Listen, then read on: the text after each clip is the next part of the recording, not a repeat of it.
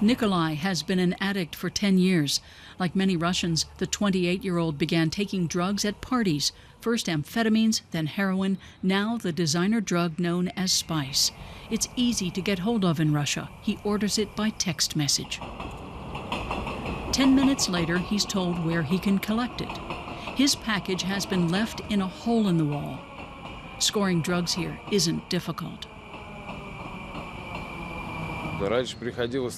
Before, you had to meet someone in person.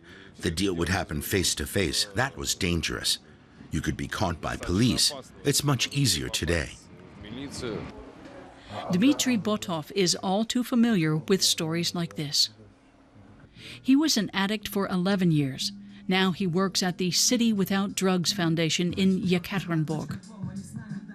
This video advertises spice. Cheap ingredients from China have flooded the Russian market, and now, thanks to the internet, the drug is available around the clock.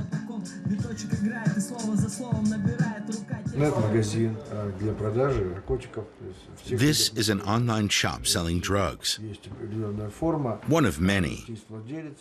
They buy the drug in large quantities and then stash small packets of it around the city, where purchasers can then collect them. Shama Shop is a play on the word shaman. Spice is cheap compared to heroin or cocaine, and you can buy it at the click of a mouse. Illegal businesses like these are conducted through the darknet, the hidden corners of the web. Dmitry and his colleague will report the site to the authorities. Other anti-drug activists focus on hunting down dealers. Groups have been set up in most Russian cities that help police by smoking out dealers' bases. They believe the police are failing to address the problem by themselves.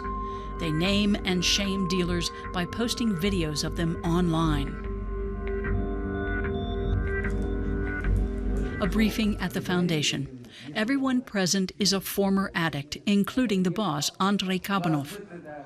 Heroin use has gone down in Yekaterinburg, but designer drugs are on the rise, and its addicts are dangerously young. Drug addicts used to be between 23 and 25. Now they're often between 14 and 15.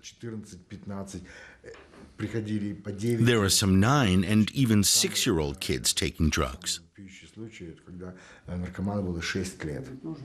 An addict for 11 years, Kabanov is proud he kicked the habit.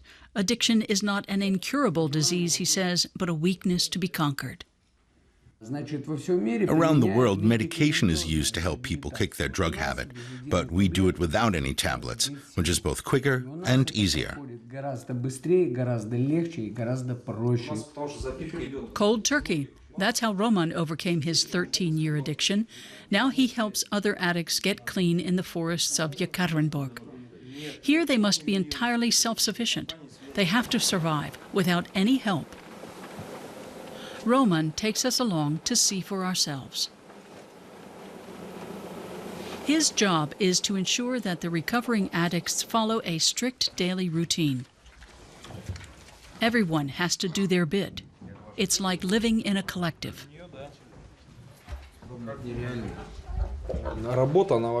Physical work is good for people.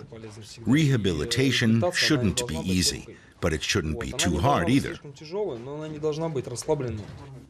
Arseny has made it through the first 6 months.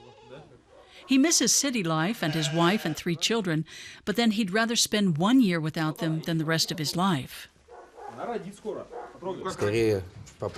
When you get there, you just want to leave.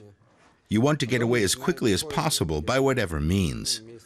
Then after a while, when your body starts to cleanse itself, you realize that you haven't lost everything in life. His drug abuse began at parties in St. Petersburg. It started with recreational drugs, then harder ones. I had problems at home. My first wife left me. Roman tells him to get a move on. He wants lunch served on time.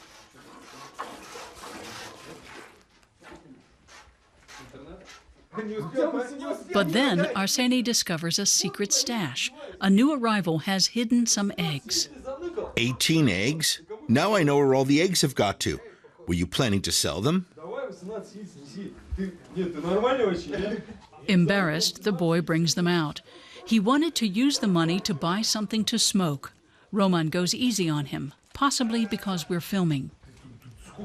Lunch is ready. The ex-addicts have to prepare this themselves. Roman makes sure everything is done properly. No one is given preferential treatment. That can lead to upsets.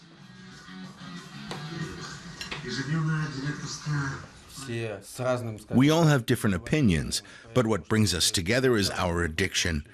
You talk about it a lot, and that really helps. He hopes to be able to sell some camera equipment in St. Petersburg in about 6 months. Roman is optimistic about Arseni's future. He's understood how essential it is to make changes in his life. There are cameras in every room. Roman leaves nothing to chance. Right now, he lives a bit like an Orthodox priest, but at some point he wants to get back to his old life again. He was once a shoemaker.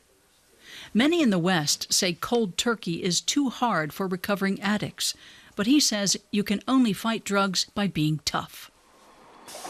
Nikolai, however, can't see any need to stop taking drugs. So far, he's managed to keep his addiction secret from his employer. He has enough drugs for the next few days. They've been a part of his life for a long time.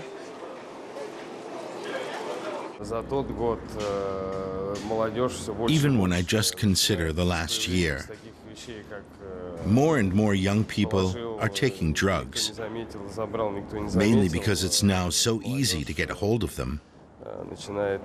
The chances of getting caught are much lower.